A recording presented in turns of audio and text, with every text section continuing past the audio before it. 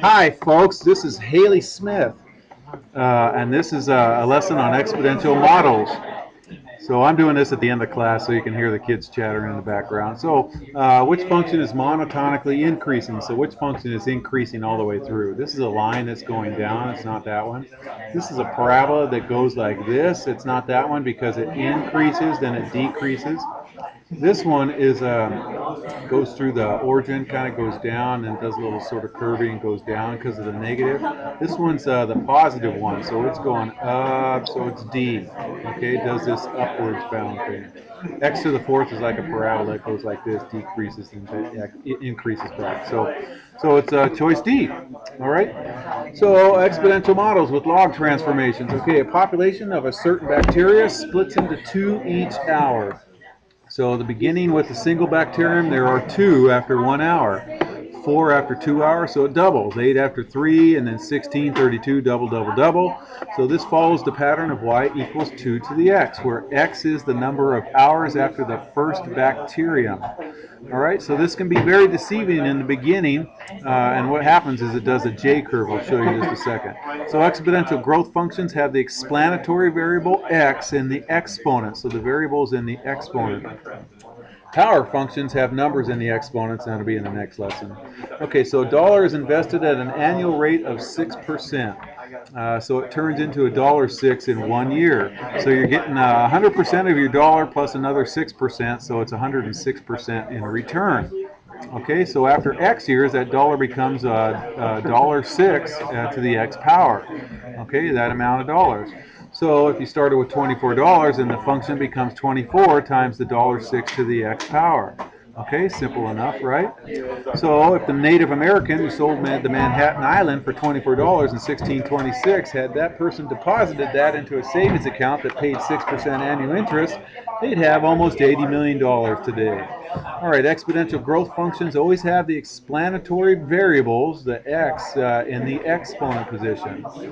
All right, all exponential growth functions have a slow start, then all of a sudden they rapidly shoot up and the graph hooks up like a J-curve. Okay, so this would be the growth of the bacteria. Okay, only after 24 hours. Look, it goes up to not quite 20 million, but somewhere like about 17 million if it just kept doubling, doubling, doubling, doubling, doubling, and it just does that big J-curve.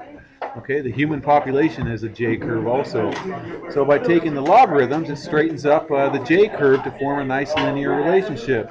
Then you can calculate an accurate least square regression line to make future predictions. So here's some log review. Okay, remember this from your algebra class, you guys? We're going to focus on number 5 here in the next lesson quite a bit. All right, the bell's going to ring so you can hear the kids getting up quite a bit here. And they're getting ready for the bell. You'll hear it in just a second. Okay, so there's logs. Cell phone explosion. So this table is in 4.1 on page 205. I want you to put the years in list 1 in your calculator, and then put the number of subscribers in list 2. And create a scatter plot with list 1, list 2. All right, you should get a scatter plot that kind of looks like that. It's sort of a J curve. There goes the bell. All right, and then so we're unsure of, bye guys, unsure of exponential. So if you're unsure, then you divide the y values to see if they're approximately equal. So like if it double, double, double, then that would be, division would be 2. So I've done this here for you. So what they did was they took this number and divided it by this number, and they got this. They took this number and divided it by this number, and you got this. You take this number and divided it by this number and got this. So what they did is they did bottom divided by top, bottom divided by top, bottom divided by top. And you're getting all these numbers right here. Okay, here in the beginning, they're not so equal, but they start getting pretty equal as you get into the later years in 1999. So we're going to probably focus on those. So calculate a least square regression line of list 1, list 2, and find r squared. And you get that right there. And your r squared is about 93% right there. All right, so now we're going to use the transformation of the log of y. So we're going to go pick up our calculator again. You're going to go highlight list 3 at the top and put in log of list 2 at the top of list 3. Then hit enter and you'll see these numbers appear in list 3. And all those they're the logarithms of list 2 all the way down. So you're going to turn off plot 1 and make your scatter plot of plot 2 using list 1 and list 3. And don't forget your zoom stat, and you get a graph that kind of looks like that. Okay, nice and straight. So calculate a least square regression line of list 1 and list 3.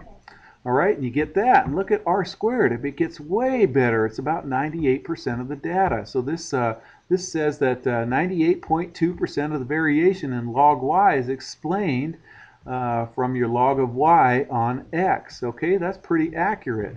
All right, so we're going to learn how to go backwards on that in just a little bit. So even though r squared is high, we should check the residuals, but we need the least square regression line in y sub 1. So let's go back and do linear regression, list 1, list 3, and then do y sub 1. Remember, y sub 1 is in vars, over to y vars, and then function, and then enter. Okay, so what that'll do is plug it into y sub 1.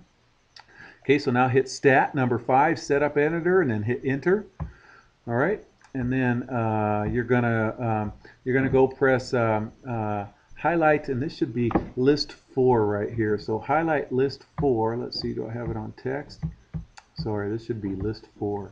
So stat edit, and then you're going to highlight list 4, and by going to the top of list 4, enter list 3 minus y sub 1 parentheses L1. And this is just plugging all the L1 values into your equation that you have in y sub 1 right there. Okay, so this is going to be at the top of list 4, and then press enter.